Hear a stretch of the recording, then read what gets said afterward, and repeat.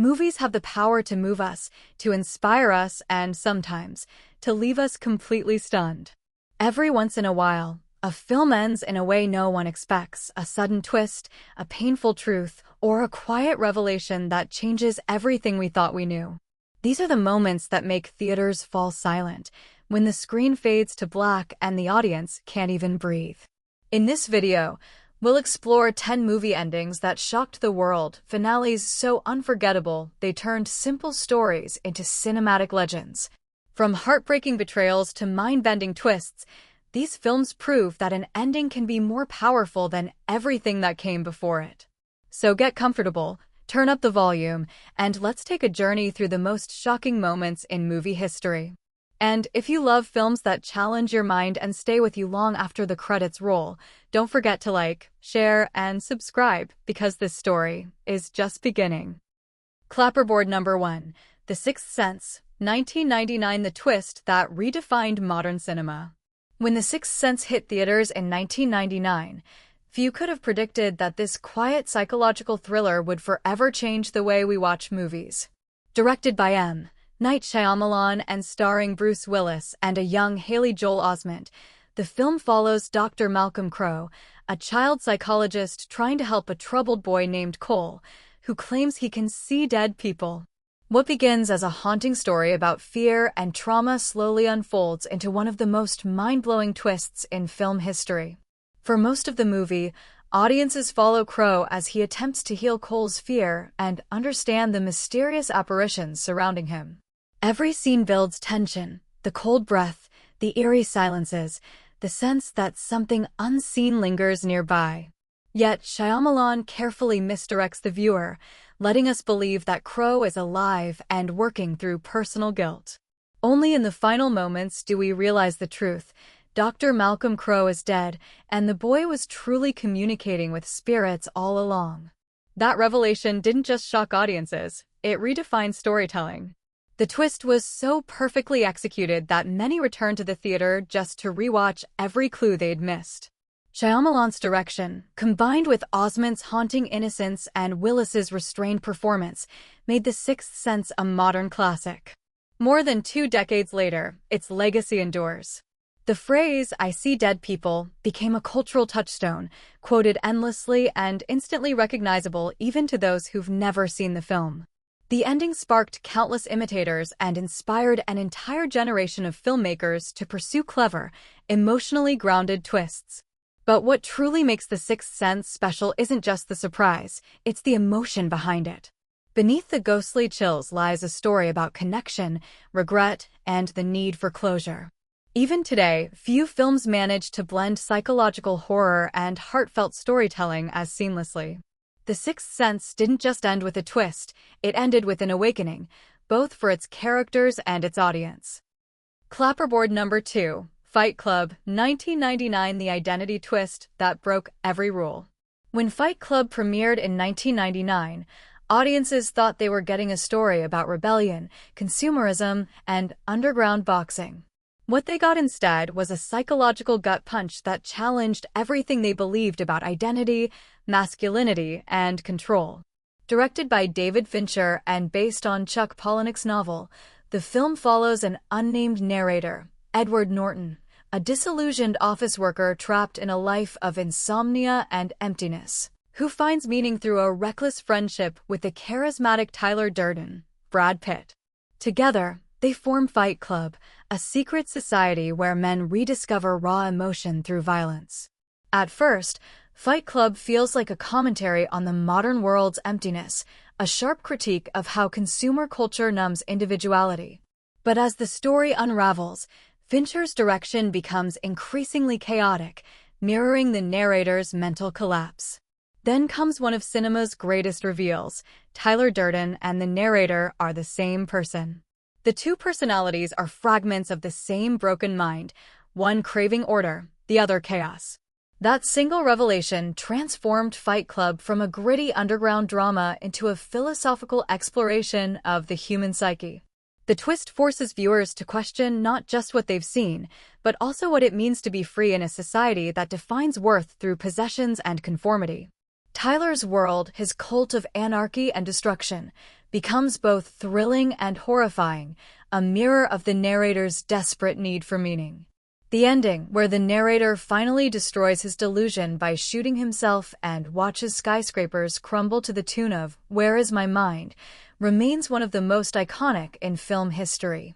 It's both an ending and a beginning, the collapse of illusion, the rebirth of self. Fight Club wasn't an instant hit upon release, but its impact grew over time. The twist ending became a cultural milestone, influencing countless films and discussions about unreliable narrators and mental instability. Today, it stands as a masterpiece of subversion, a story that punched through the walls of convention and made us question our own reflections. Clapperboard number 3. Say 7 in 1995, the box that shattered our souls. Few endings in movie history have left audiences as stunned or as haunted as Say 7 in. Directed by David Fincher, this 1995 crime thriller follows two detectives, the cynical veteran William Somerset, Morgan Freeman, and the impulsive rookie David Mills, Brad Pitt, as they chase a serial killer who murders according to the 7 deadly sins. The film's bleak tone, relentless tension, and meticulous pacing build toward a conclusion so devastating it became one of the most unforgettable finales ever put to film. For most of its runtime, Say 7 in feels like a grim procedural, intelligent, stylish, and deeply unsettling. Each crime scene is a grotesque puzzle, showcasing the killer's warped sense of justice. But the brilliance of Fincher's direction lies in his restraint. He never glorifies the violence. Instead, he uses it to strip away illusion, revealing the moral decay at the heart of humanity. When John Doe, the calm and eerily logical killer played by Kevin Spacey, finally turns himself in, it feels like victory, until the final act. In the blistering desert sequence that follows, the detectives drive with Doe to recover his final victim. A mysterious box is delivered. Somerset opens it, and what he finds inside changes everything. We never see it, but we know it's the severed head of Mills's wife, Tracy, Gwyneth Paltrow. John Doe confesses that her death represents the sin of envy, while he himself embodies wrath, Mills's wrath. In that horrifying moment, the film transcends crime drama and becomes pure existential tragedy. Mills's breakdown, screaming, "What's in the box?" as the sun burns above him, is both a moment of raw emotion and moral collapse. When he finally shoots Doe, fulfilling the killer's design, he destroys himself, both as a man and as a symbol of justice. Say 7 in ends not with triumph but with despair. Somerset's closing line, quoting Hemingway, "The world is a fine place and worth fighting for." I agree with the second part. Captures the essence of the film. Humanity may be broken, but it's still worth saving. To this day, Say 7 in remains a masterclass in storytelling, a reminder that sometimes the most powerful horror isn't what we see, but what we imagine inside that box. Clapperboard number 4. Inception, 2010, the dream that never ended. When Inception premiered in 2010, it didn't just entertain audiences, it challenged their perception of reality itself. Written and directed by Christopher Nolan, this mind-bending sci-fi thriller follows Dom Cobb, Leonardo DiCaprio, a professional thief who enters people's dreams to steal secrets from their subconscious. But when he's offered a chance to erase his criminal past, Cobb must do the impossible, perform Inception, planting an idea inside someone's mind without them realizing it. From the first scene, Inception is a cinematic puzzle layered within a dream. Its stunning visuals, cities folding in on themselves, gravity-defying fights, time slowing across dream levels, mesmerized audiences and critics alike. But beneath the spectacle lies a deeply emotional story about guilt, loss, and the human longing for closure. Cobb is haunted by the memory of his wife, Mal, Marion Cotillard, who appears in his dreams as a dangerous projection of his subconscious. As the heist unfolds through multiple dream layers, the line between illusion and reality becomes dangerously blurred. The climax, however, is what made Inception legendary. After completing the mission and reuniting with his children, Cobb spins his totem, a small spinning top used to tell whether he's in a dream or the real world. The camera lingers as the top spins endlessly, then wobbles slightly and cuts to black. The audience never learns the truth. Is Cobb still dreaming, or has he finally returned to reality? That single cut sparked global debate. It wasn't just an ending, it was an invitation. Nolan's genius lies in how he turned the question back on us. Does it really matter if it's real, as long as Cobb believes it is? For some, the ending represents hope and redemption. For others, eternal entrapment in illusion. More than a decade later, Inception continues to be dissected, analyzed, and celebrated. Its ending didn't shock with violence or tragedy, but with ambiguity, a perfect metaphor for the film's message that reality is what we choose to believe. As the screen faded to black, the world sat in silence, waiting for the top to fall and realizing that maybe it never will. Clapperboard number 5, The Usual Suspects, 1995, the greatest trick ever pulled. When The Usual Suspects was released in 1995, few expected it to become one of the most legendary crime thrillers ever made. Directed by Bryan Singer and written by Christopher McQuarrie, the film begins with a familiar setup: 5 criminals brought together in a police lineup for a crime none of them committed. But what starts as a gritty noir tale slowly transforms into one of cinema's most masterful games of deception. The story unfolds through the eyes of Verbal Kint, Kevin Spacey, a timid, seemingly harmless con artist who recounts to a detective how a mysterious figure named Kaiser Soze manipulated the group into pulling off a deadly heist.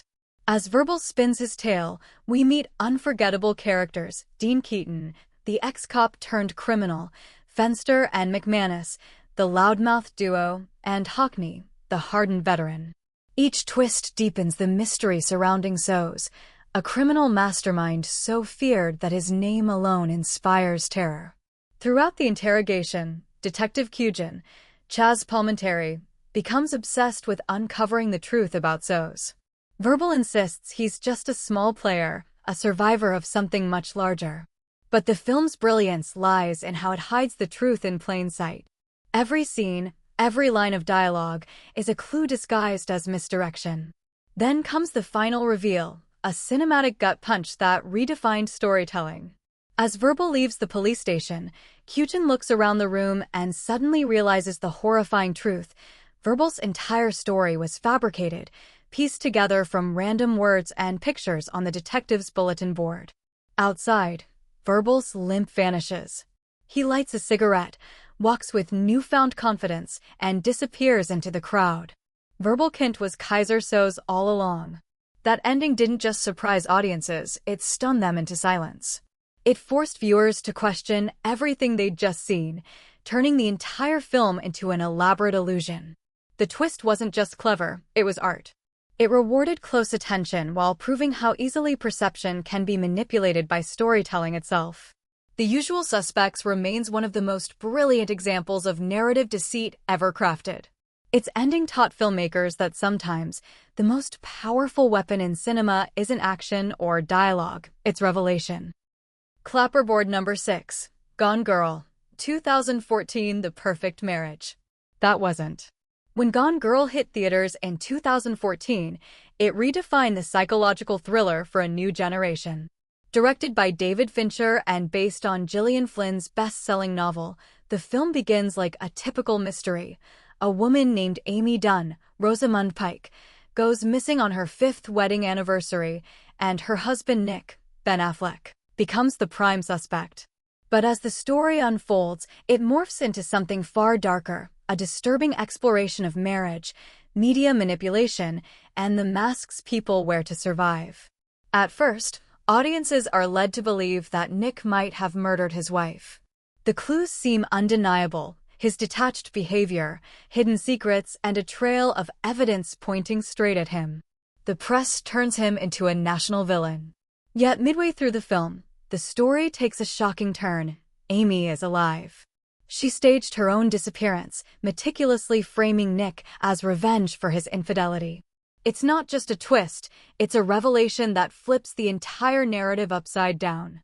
Through Amy's chilling narration, we learn how she orchestrated everything, faked her death, planted evidence, and manipulated public sympathy. Rosamund Pike's performance is magnetic, calm, intelligent, and terrifyingly controlled. She embodies the cool girl persona society expects women to be, only to weaponize it in the most brutal way imaginable. Fincher turns Amy's revenge into a mirror reflecting modern relationships, where love and resentment can coexist until they destroy everything. The film's ending is as haunting as its twist. After Amy returns home under the guise of being rescued, Nick discovers her deception, but he's trapped. Amy claims she's pregnant, forcing him to stay with her to preserve their public image. Their marriage becomes a living nightmare, two people bound by lies, performing happiness for the world while privately despising each other. Gone Girl doesn't end with resolution, it ends with suffocation. Fincher refuses to offer justice or closure. Instead, he leaves us with a question. How well do we ever truly know the people we love? Its finale shocked not because of blood or violence, but because of how disturbingly real it felt. Gone Girl exposed the dark psychology of relationships and the terrifying power of control. It wasn't a love story, it was a war with no survivors. Clapperboard number 7, Shutter Island, 2010. The truth that drove a man mad.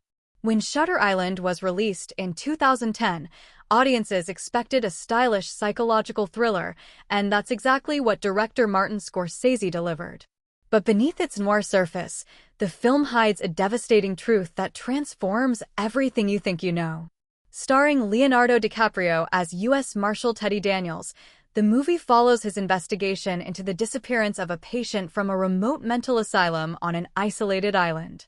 The stormy atmosphere, the eerie music, and the uneasy performances all build toward one of the most haunting twists in modern cinema. From the start, Shutter Island is designed to disorient. Teddy and his partner Chuck, Mark Ruffalo, arrive at the asylum to question doctors and patients, uncovering hints of dark experiments and government secrets.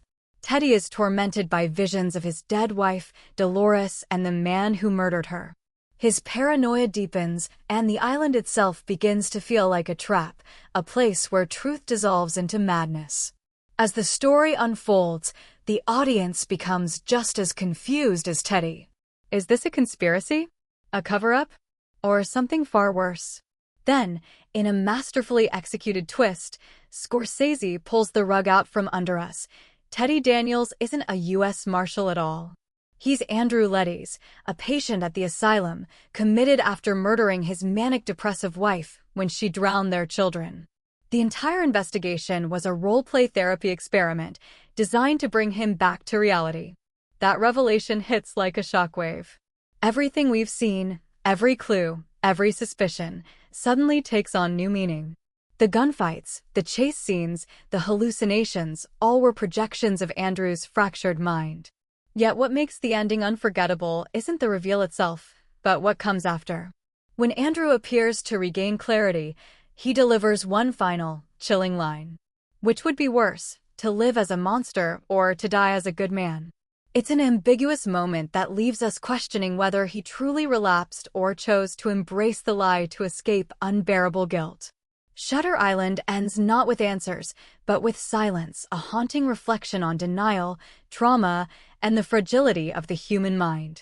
It's a film that forces us to confront a terrifying truth. Sometimes, the mind will destroy itself just to survive. Clapperboard number 8, Oldboy, 2003. The Revenge That Became a Curse.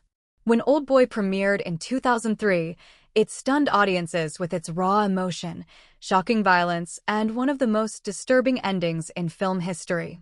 Directed by Park Chan-wook, this South Korean masterpiece tells the story of Oh Dae-soo, Choi Min-sik, a man mysteriously imprisoned in a small room for 15 years without knowing why. When he is suddenly released, Dae-soo embarks on a brutal quest for vengeance, determined to find his captor and uncover the truth behind his lost years. What begins as a straightforward revenge thriller soon transforms into something much darker and more psychological. Dae-soo's journey is relentless. He fights his way through gangsters, uncovers clues about his past, and falls in love with a young woman named Mi-do, who becomes his only source of comfort in a world that has forgotten him. The film's intensity, especially the iconic hallway fight scene shot in a single take, cements its reputation as one of the greatest action sequences ever filmed. But beneath the violence lies an intricate moral labyrinth. As Dae-soo closes in on his tormentor, Lee Woo-jin, Yoo-ji-tae, the horrifying truth finally unravels. This was never about revenge, it was about punishment. Woo-jin reveals that years ago, Dae-soo spread a rumor that destroyed his sister's life, leading to her death. His long imprisonment was vengeance, but the cruelest twist comes next. Woo-jin exposes that Mi-do, the woman Dae-soo has fallen in love with, is actually his daughter. Their relationship was manipulated by Woo-jin's elaborate plan, a symphony of psychological torture designed to break Dae-soo completely.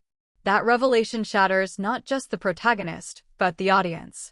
In an act of unbearable guilt and despair, Dae-soo cuts out his own tongue, begging Woo-jin for mercy and trying to erase the truth from existence. Yet even that act cannot undo what has been done. The film ends ambiguously, with Dae-soo undergoing hypnosis in an attempt to forget, smiling faintly as the screen fades to white. It's not redemption. It's tragedy disguised as peace. Old Boy is more than a revenge film. It's a meditation on memory, guilt, and the destructive nature of obsession. Its ending doesn't shock for shock's sake. It devastates because it exposes the darkest corners of the human soul. Clapperboard number 9. Avengers: Infinity War 2018, when heroes lost the battle. When Avengers: Infinity War premiered in 2018, it wasn't just another superhero movie. It was the culmination of a decade of storytelling across the Marvel Cinematic Universe. Directed by Anthony and Joe Russo, the film brought together dozens of beloved heroes: Iron Man, Captain America, Thor, Spider-Man, Doctor Strange, and more, to face their greatest threat yet, Thanos, the Mad Titan. But instead of delivering the triumphant victory audiences expected, Infinity War shocked the world with one of the boldest endings in blockbuster history. The film follows Thanos' ruthless mission to collect the 6 Infinity Stones, powerful artifacts that grant him control over the universe. While the Avengers race across galaxies to stop him, Thanos proves unstoppable, driven not by pure evil, but by a twisted sense of balance. His belief that wiping out half of all life will save the universe gives him terrifying purpose. Every battle feels desperate, every loss irreversible. By the final act, the stakes are monumental. On Titan, Iron Man and his team nearly defeat Thanos, while on Earth, the remaining heroes fight to protect Vision and the Mind Stone. But in a devastating turn, Thanos overcomes them all. With a snap of his fingers, the now iconic snap, half of all living beings disintegrate into dust. Heroes vanish before our eyes. Spider-Man begs not to go, Black Panther fades into nothing, and silence fills the screen. The impossible has happened, the villains have won. That ending stunned audiences worldwide. The theater that once roared with excitement sat in utter silence as the credits rolled. It was a cinematic moment that defied every convention of the superhero genre. Instead of hope, Infinity War offered despair. Instead of closure, it left only heartbreak and disbelief. Beyond its spectacle, the ending worked because it carried emotional weight. For the first time, heroes were powerless and audiences felt it. The final shot of Thanos watching the sun rise in peace, content after his horrifying act, became one of the most chilling images in modern cinema. Avengers: Infinity War proved that, even in a world of gods and superpowers, the most shocking thing a story can do is let the heroes lose. Clapperboard number 10. Parasite 2019, when class warfare turned deadly. Bong Joon-ho's Parasite 2019 isn't just a movie, it's a masterclass in storytelling that exposes the brutal divide between the rich and the poor. The film begins as a dark comedy about the struggling Kim family, who cunningly infiltrate the wealthy Park household by posing as qualified workers. But as the story unfolds, what starts as clever deception spirals into something far more disturbing, a raw, violent critique of class inequality that leads to one of the most shocking endings in modern cinema. Throughout the film, the tension simmers under the surface, the Park's oblivious luxury contrasted against the Kim's desperate ingenuity. The revelation of another family secretly living in the park's basement is the first real jolt, transforming the tone from satire to horror. The parasites aren't just the poor exploiting the rich. Both classes feed off each other, trapped in an endless, toxic dependency. The climax explodes during the Park family's lavish garden party. When the long-suppressed rage of the working class finally erupts, chaos consumes the celebration. In a shocking burst of violence, Ki-taek, the father of the Kim family, snaps after witnessing the Park's casual disgust toward his poverty. In a moment that feels both tragic and inevitable, he murders Mr. Park in front of everyone, then vanishes into the hidden basement. The same place that once symbolized oppression, now is eternal prison. The film's haunting epilogue brings no comfort. Ki-woo, the surviving son, dreams of earning enough money to buy the Park house and free his father. But Bong Joon-ho delivers the cruel truth. The dream is just that, a dream. The camera pans over the same cramped semi-basement apartment, reminding us that the cycle of inequality continues. The ending of Parasite left audiences worldwide speechless. It wasn't a twist for shock value, it was a mirror held up to society. The film forces us to confront a brutal question. In a world built on inequality, who is really the parasite? Parasite made history as the first non-English language film to win the Academy Award for Best Picture, a fitting triumph for a story that transcended borders and class, leaving viewers stunned long after the credits rolled. When the final scene fades to black, what lingers isn't just the story, it's the feeling. The confusion, the awe, the shock that reminds us how powerful a single moment can be. Some endings leave us broken, others leave us enlightened, but the greatest ones never truly end. They live on in our minds, replaying over and over like echoes of a dream we can't forget. These films remind us why we fell in love with cinema in the first place, because sometimes the most unforgettable stories aren't the ones that comfort us, but the ones that challenge us. So if these endings moved you, surprised you, or made you think twice about what's real and what's not, don't just stop here. Like, share, and subscribe for more journeys through the hidden corners of cinema, because every ending is just the start of another story.